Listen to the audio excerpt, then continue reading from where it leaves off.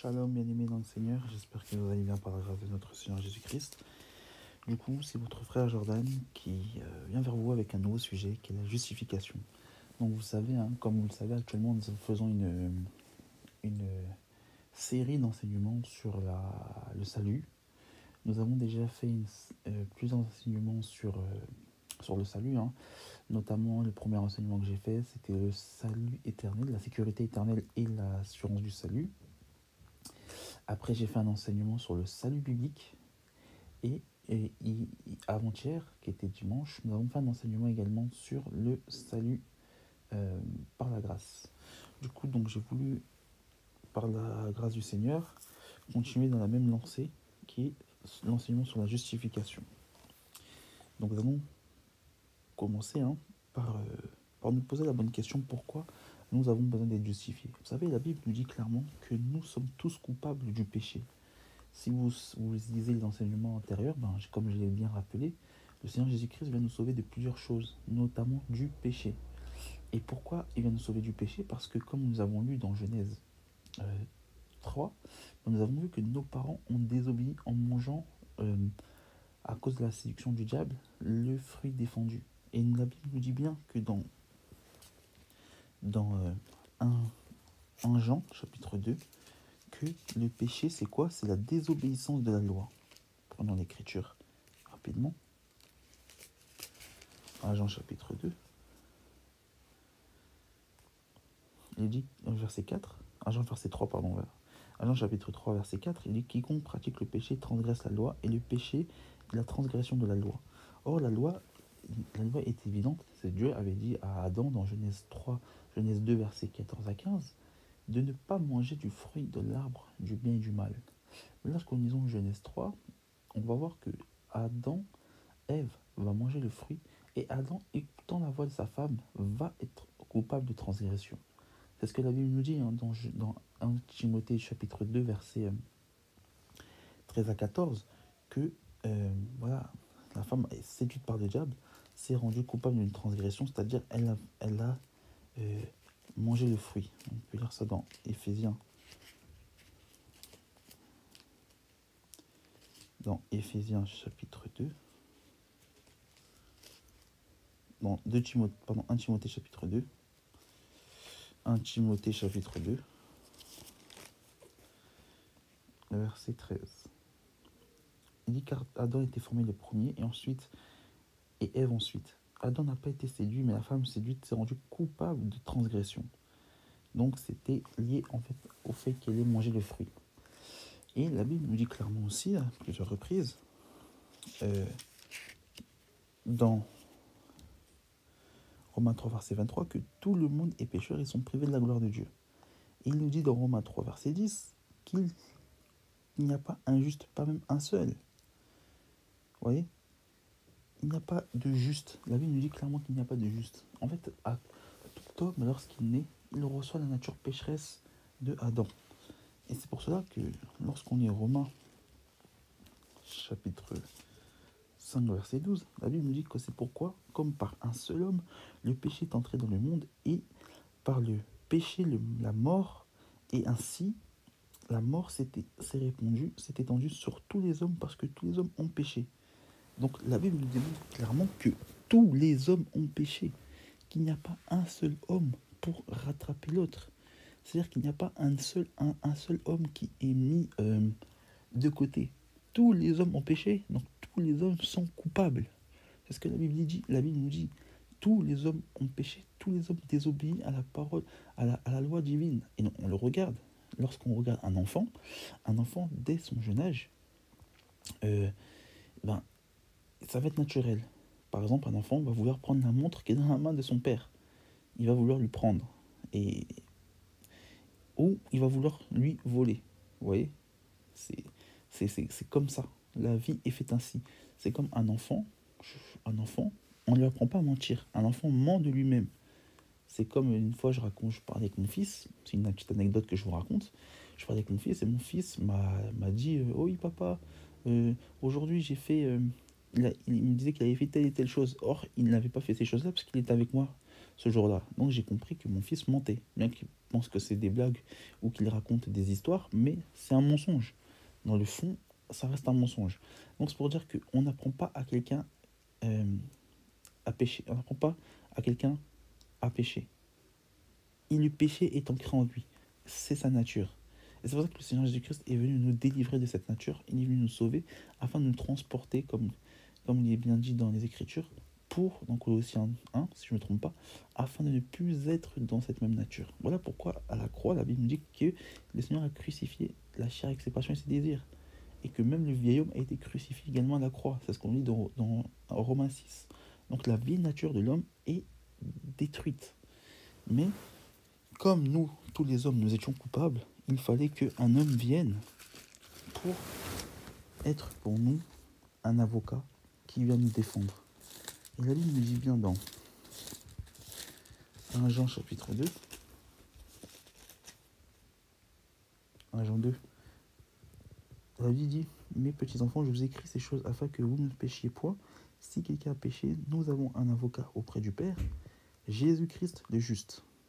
Vous voyez, il a dit, on a un avocat qui est auprès du Père, Jésus-Christ le juste. Oui, parce que notre avocat, c'est le Seigneur Jésus-Christ qui est juste. Et la Bible nous dit qu'il est lui-même une victime expiatoire pour nos péchés, non seulement pour les nôtres, mais aussi pour ceux du monde entier. Donc Christ est mort pour nous délivrer de ce péché. Et ce qu'on doit comprendre, c'est que nous étions tous coupables, donc condamnés à la mort. Vous voyez? C'est ce que la Bible nous dit. La Bible nous dit que le salaire du péché, c'est la mort. Mais ceux qui croient en Jésus-Christ ont la vie éternelle. Mais le don gratuit de Dieu, c'est la vie éternelle. Mais le salaire du péché, c'est la mort. Nous sommes tous candidats à l'enfer. Si nous n'avons pas Christ, nous sommes tous candidats pour l'enfer. Mais lorsque nous recevons Christ, nous sommes candidats du ciel et nous recevons le don gratuit de Dieu qui est la vie éternelle. Et c'est pour ça que Christ étant le juste, étant notre avocat, c'est ce que nous avons lu, qui a été une victime propitiatoire expiatoire pour nous, il est mort pour nos péchés à notre place. Nous sommes défendus par celui qui s'est... Vous imaginez, nous sommes défendus par celui qui s'est porté garant pour nous. C'est-à-dire que Christ s'est porté garant pour nous et il a subi la peine à notre place, mais il est aussi notre avocat, c'est-à-dire qu'il nous défend. Il est le paraclet, c'est celui qui est notre défenseur. Vous imaginez? Christ est notre avocat auprès du Père, c'est-à-dire qu'il intercède pour nous, pour notre défense, comme le souverain sacrificateur qui allait au-delà, une fois par an dans le lieu très saint pour jeter le sang en fait sur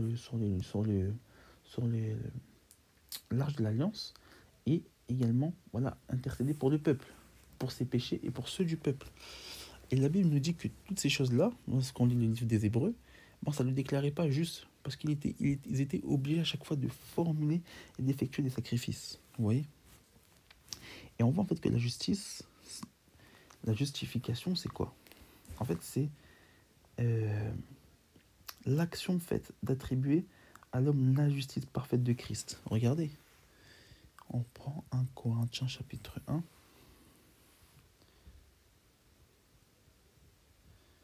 1 Corinthiens 1 verset 30. La Bible nous dit ceci.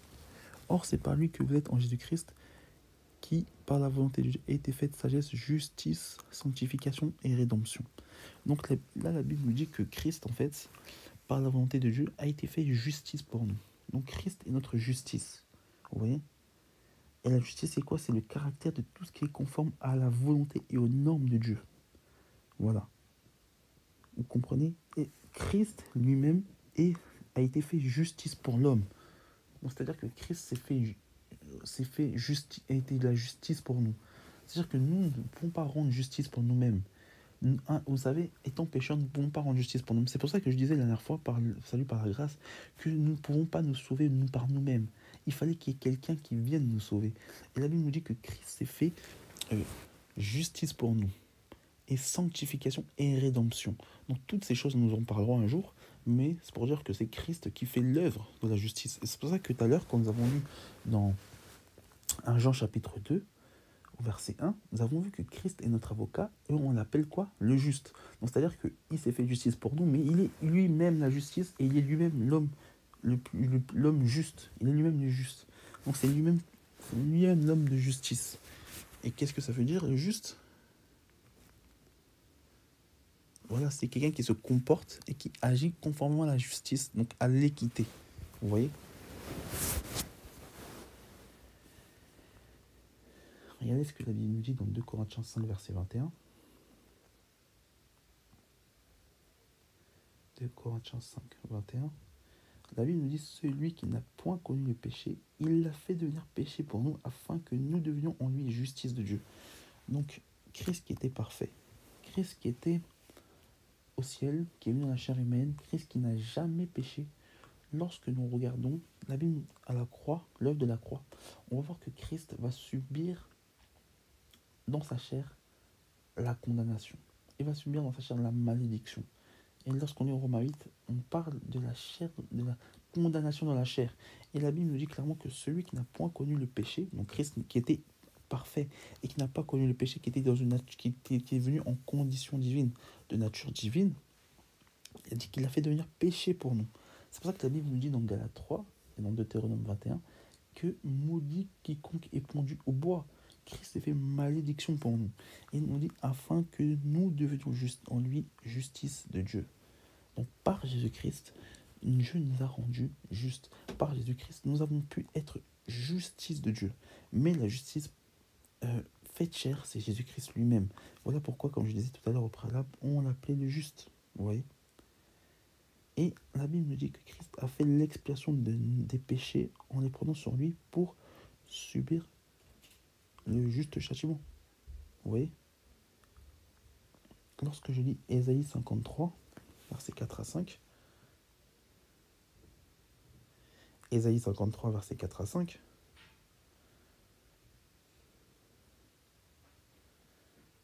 la Bible nous dit, cependant ce sont nos souffrances qu'il a portées, c'est nos douleurs qui s'est chargées, nous l'avons considéré comme puni, frappé de Dieu, humilié. Mais il s'est blessé par nos péchés, mais il était blessé par nos péchés, brisé par nos iniquités. Le châtiment qui nous donne la paix est tombé sur lui. Et c'est par ses meurtrissures que nous sommes guéris. Vous voyez? En fait, Christ est venu sur terre pour souffrir pour nous. La Bible nous dit que dans 1 Pierre chapitre 1 verset 19, que Christ était l'agneau immolé avant la fondation du monde. Dieu avait déjà prévu Christ en fait pour son sacrifice expiatoire. Vous savez, dès la Genèse, on dit que dans Genèse 3 verset 15 qu'il y aurait une inimitié entre la semence de la femme et celle du serpent. La Bible nous dit depuis en fait que Christ devait souffrir. Et dans cette prophétie, dans Isaïe 53, qui décrit en fait clairement que Christ, c'est nos souffrances qu'il a portées, c'est nos douleurs qui s'est chargé, et nous l'avons considéré comme puni, frappé de Dieu et humilié. Oui, il est mort pour nos péchés. Il a subi toutes ces douleurs pour nos péchés. Lisez Matthieu 26 et Matthieu 27. On l'a flagellé, on l'a mis une couronne d'épines, on l'a craché dessus, on l'a frappé. Il devait tenir une croix sur plusieurs mètres, une croix qui devait peser peut-être 40 kilos, après avoir été flagellé. Donc, le fouet de la flagellation, c'est un fouet en cuir avec des bouts de métal et de trucs qui s'accrochaient à la chair et qui déchiquetaient la chair. Christ a l'œuvre de la croix, frères et sœurs, ce n'est pas en vain. Christ a subi voilà, et des choses que l'homme ne peut supporter. Et il a fait ceci, pourquoi? Par amour pour nous. Et c'est ça qui nous a, qui est la manifestation de son amour. Regardez, hein, on continue. Dans Hébreux 2, verset 17, regardez ce qu'il nous dit. Hébreux 2, verset 17. La Bible nous dit ceci. En conséquence, il a dû être semblable en toutes choses à ses frères, afin qu'il soit un souverain sacrificateur fidèle dans le service de Dieu pour faire l'expiation du peuple, l'expiation des péchés du peuple. Car du fait qu'il a souffert lui-même et qu'il a été tenté, il peut secourir ceux qui sont tentés. Donc Christ est venu faire l'expiation, c'est-à-dire que il est venu mourir pour nous. Il est venu expier nos péchés. Qu'est-ce que ça veut dire l'expiation? Moi, je vais vous donner la définition. L'expiation, c'est souffrance imposée ou acceptée à la suite d'une faute et considérée comme un remède ou une purification. Vous voyez, suite à une faute, il fallait faire dans l'enseignement des sacrifices d'expiation. Notamment, on prenait une génisse rousse, pour faire les sacrifices d'expiation du peuple. Dans l'Ancienne Alliance, c'était comme ça. Mais Christ étant euh, le sacrifice expiatoire par excellence, est venu et a fait expiation de tout le peuple. Une fois le sang versé de Christ, nous avons été sauvés. Voilà pourquoi Christ est venu faire expiation pour nous. Et voilà pourquoi son sacrifice était expiatoire. C'est ce que nous avons lu dans 1 Jean 2, versets 1 à 2. 2 et 1, pardon. 1 à 2, oui, pardon. Donc c'est ça que nous disons. Les Écritures sont claires. Christ est venu faire expiation pour nous. Et c'est par cela que nous sommes sauvés. Et la justice de Dieu fallait qu'il soit sacrifié afin que nous soyons sauvés. Et vous voyez, en conséquence, l'homme peut être justifié, c'est-à-dire déclaré juste par Dieu lui-même en Jésus-Christ. Par son sacrifice expiatoire, Dieu nous permet d'être justes. Et regardez ce qu'il est écrit dans Romains.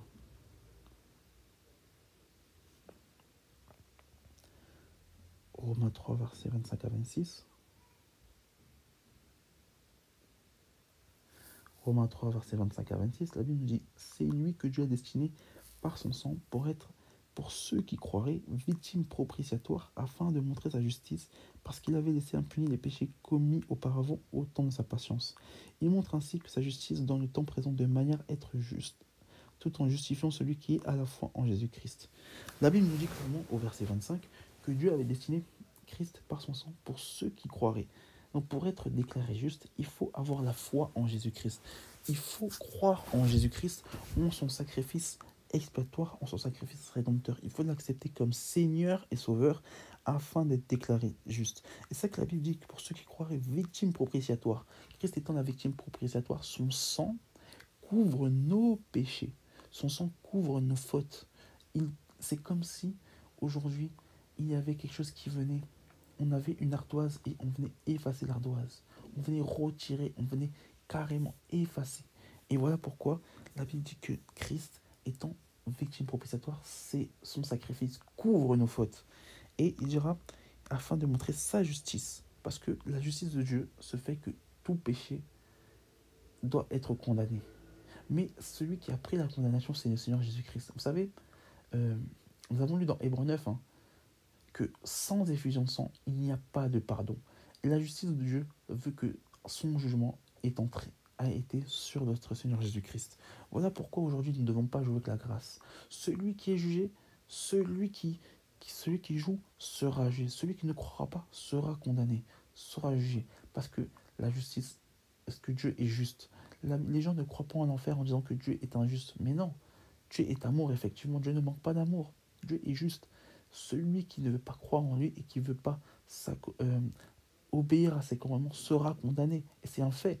Il faut comprendre que Dieu est un Dieu juste. Voilà pourquoi l'enfer existe. Voilà pourquoi le séjour des morts existe. Et voilà pourquoi il y a un jugement. Dieu ne vient pas de manière arbitraire jeter les gens en enfer. La Bible nous dit bien dans Ézéchiel que Dieu ne prend pas plaisir à la mort du méchant. Mais Dieu, dans son équité, est juste. Et celui qui ne croira pas sera condamné. Tout simplement, comme il dit dans Marc 16, verset 16. Et il dit que montrer sa justice qu'il avait laissé impunis les péchés comme promis auparavant au temps de sa patience. Il montre ainsi sa justice dans le temps présent, de manière à être juste, tout en justifiant celui qui a la foi en Jésus-Christ. Donc Dieu étant juste, rend juste celui qui a la foi en Jésus-Christ. Donc pour être juste, pour être déclaré juste, il faut avoir la foi en Jésus-Christ et non faire des œuvres et non chercher autre chose. Regardez dans Romains 4, verset 25, la Bible nous dit quoi? Romains 4, verset 25. Elle dit c'est pourquoi à cause de nous, cela sera imputé à nous qui croyons en celui qui a ressuscité des morts, Jésus-Christ, qui a été livré pour nos offenses en ressuscitant et ressuscité pour notre justification. Donc la Bible nous dit quoi? Que nous qui croyons en celui qui a ressuscité des morts, Jésus-Christ, notre Seigneur, qui a été livré pour nos offenses. Donc nous qui avons fait beaucoup d'offenses, qui étions de cela, des gens qui étaient idolâtres, qui étaient méchants, Christ Il a été ressuscité pour notre justification. Par Christ, nous avons été justifiés. Et regardez, hein, dans 1 Corinthiens 6, la Bible nous dit au verset 9, ne savez-vous pas que les injustes n'hériteront, c'est-à-dire ceux qui ne sont pas justes, hein, qui sont injustes, hein, qui sont méchants, qui continuent à faire le péché, qui ne continuent à pécher, qui ne veulent pas, voilà, qui ne croient pas en Jésus-Christ, sont injustes, n'hériteront point le royaume des cieux. Ne vous y trompez pas, ni les débauchés, ni les idolâtres, ni les adultères, ni les efféminés, ni les voleurs, ni les cupides, ni les ivrognes, ni les outrageux, ni les ravisseurs n'hériteront du royaume de Dieu. Donc tous ces péchés-là démontrent que tous ceux qui commettent ces choses-là sans se repentir, qui sont injustes, et donc par conséquent seront jugés et ne pourront entrer dans le royaume des cieux. Mais la Bible nous dit, au verset 11, et c'est là ce que vous étiez quelques-uns d'entre vous. Mais vous avez été lavés, vous avez été sanctifiés, vous avez été justifiés au nom du Seigneur Jésus-Christ par l'Esprit de Dieu. Donc la Bible nous dit que nous avons été justifiés. Nous qui étions de ces gens-là, qui commettons ces péchés-là, Dieu nous a justifiés au nom de notre Seigneur Jésus-Christ et par l'Esprit de notre Dieu. Donc c'est Dieu qui nous rend justes et pas nous-mêmes. Et on le voit clairement que dans les Écritures, dans Romains 5 au verset 18, la Bible dit ainsi donc par une seule offense, la condamnation a atteint tous les hommes. Et de même par un seul acte de justice, la justification donne la vie, qui donne la vie s'étend à tous les hommes. Donc tous les hommes peuvent avoir accès à cette justification, mais il faut croire au Seigneur Jésus-Christ. Le péché s'est répandu, la condamnation par une seule offense, c'est-à-dire la désobéissance de Adam et Ève s'est répandue à tous les hommes, comme nous avons lu tout à l'heure dans Romains 5, au verset 12, mais aujourd'hui, par un seul homme aussi, la justification s'était étendue à tous les hommes. Sauf que pour être candidat de cette justification, il faut avoir la foi.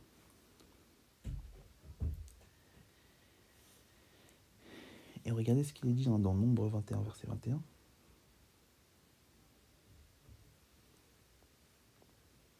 « 23, verset 21, Nombre 23, verset 21. La Bible dit qu'il n'aperçoit point l'iniquité en Jacob, il ne voit point d'injustice en Israël. L'Éternel, son Dieu, est avec lui, il est son roi, il est l'objet de son allégresse. » Donc voilà ce que Dieu est. Il ne voit point d'injustice en Jésus-Christ, en nous, parce que nous appartenons à Jésus-Christ.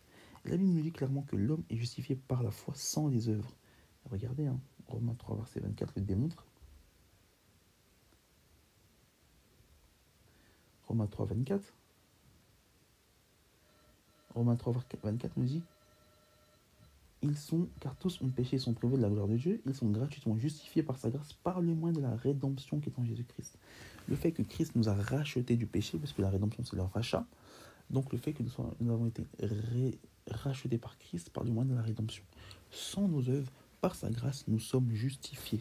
Nous sommes déclarés justes. Ce n'est pas nos œuvres, ce n'est pas parce que je vais à l'église, ce n'est pas parce que je prie, ce n'est pas parce que je lis la Bible, ce n'est pas parce que je paye ma dîme, ce n'est pas parce que je prêche, que je prie 1 heure, que je parle en langue, je fais toutes ces œuvres, que je suis baptisé, même au nom du Seigneur Jésus-Christ, que j'ai la bonne doctrine, que je suis justifié. Non, la justification vient après avoir été sauvé, par la grâce, tout simplement. Le verset 28 nous le démontre encore une fois, car nous pensons que l'homme est justifié par la foi sans les œuvres de la loi. Donc ce n'est pas des œuvres, c'est pas parce que une personne observe le Shabbat qu'il est justifié. Non, celui qui est déclaré juste, c'est celui qui a la foi en Jésus-Christ. Tout simplement, la Bible nous démontre que si on est justifié par la foi, c'est la foi qui nous permet d'être justifié. Éphésiens 2, versets 8 à 9, qui nous dit car nous sommes sauvés par la foi nous sommes sauvés par la grâce au moyen de la foi. Et ce n'est pas par les œuvres que nous sommes sauvés, c'est pas par les œuvres, afin qu'aucun homme se glorifie. Voilà, c'est clair. Les œuvres, c'est pas les œuvres qui nous sauvent. Bien aimés, nous sommes déclarés juste par la foi. Et c'est ce que nous dit Galates 2, verset 16. Galates 2, verset 16. Galates 2, verset 16, il dit néanmoins, ce n'est pas les œuvres de la loi que l'homme est justifié, mais par la foi en Jésus-Christ. Nous aussi, nous avons cru en Jésus-Christ afin d'être justifiés par la foi en Christ et non par les œuvres de la loi.